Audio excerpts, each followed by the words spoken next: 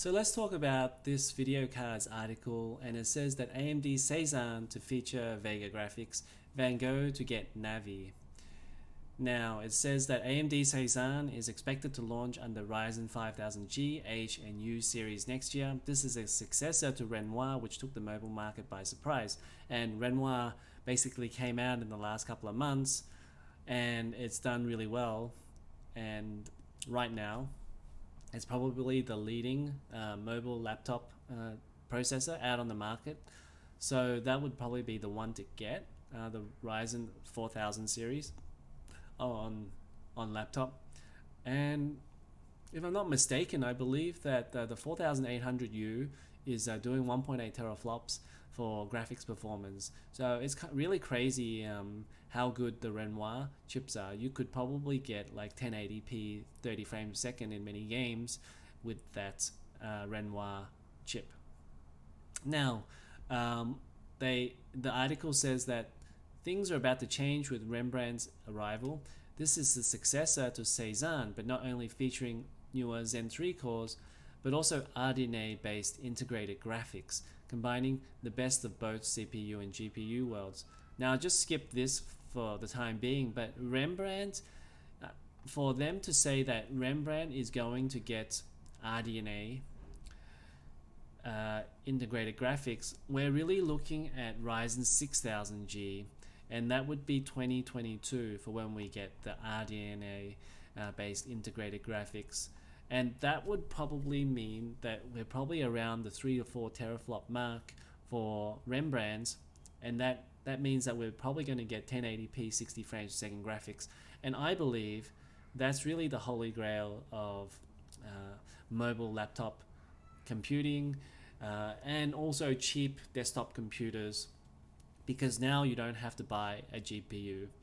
And 1080p is really the industry standard for, I guess, general use computing, because most screens on the market are 1080p, and there are still going to be tons and tons of 1080p screens by 2022. I don't believe by 2022 everybody will be working with a 4K monitor. Many people at work will probably be on 1080p screens. There'll be just tons of 1080p screens, and this will probably have a lot to do with I think this will be wildly popular when we get 1080 60 frames a second, and it looks like it will probably be Ryzen 6000G with Rembrandt with the RDNA graphics here. Now it also says up a little bit ahead that it was Van Gogh that may have RDNA based graphics, but Van Gogh is the entry level mobile market, so that's probably not going to be very powerful anyway next year in 2021. So I think that's not really going to be that effective. What will really be effective is when we get RDNA graphics for Rembrandt, which will be 2022 for the mainstream mobile and entry-level desktop, and that really is when it's going to be really exciting. I actually bought a Ryzen 2000G, and at the time I was really excited that I wouldn't have to put a GPU into the desktop. I could play sort of indie games at the time, and you know, it was fine for things 3D games like Dirt Rally in 2018, to play Dirt Rally at 720p. But as soon as you move over to 900p and 1080p, things started to not be as smooth, and at 1080p it would kind of crawl. So it wasn't ready for 1080p gaming. But you know, a couple of years later with Renoir, we're getting very close to 1080p 30 frames per second, and in another 2 years we may get 1080 60. So really 2022 is when we're going to get like PS4 level style games at 1080 60. Now they also have some information on Vermeer here. It is still not it is still not quite clear what will happen after Vermeer, the next generation Ryzen 4000 mainstream desktop series. We have already had a leak mentioning Warhol and Raphael, but it was not official or reported by other reputable sources to really take it seriously. Next year AMD will be shifting to the newer socket, so Warhol could be an interim series while we make the transition. Warhol is also rumored to be Zen 3 still, but probably a refreshed design known as Zen 3 Plus.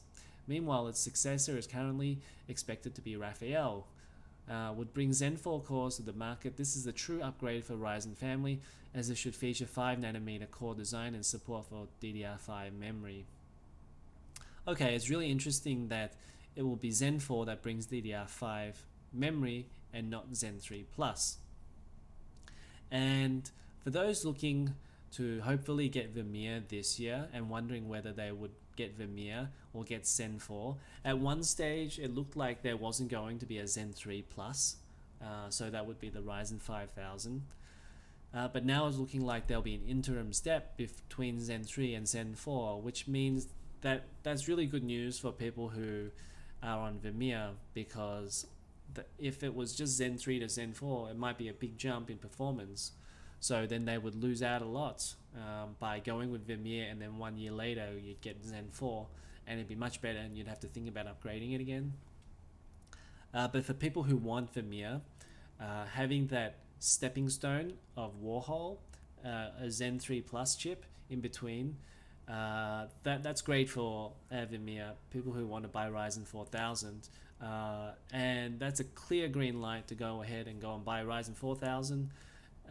Hopefully this year. It says in the unofficial AMD CPU roadmap that 2020 is when we're going to get Vermeer, and if it's not going to be 2020, it'll be very early 2021.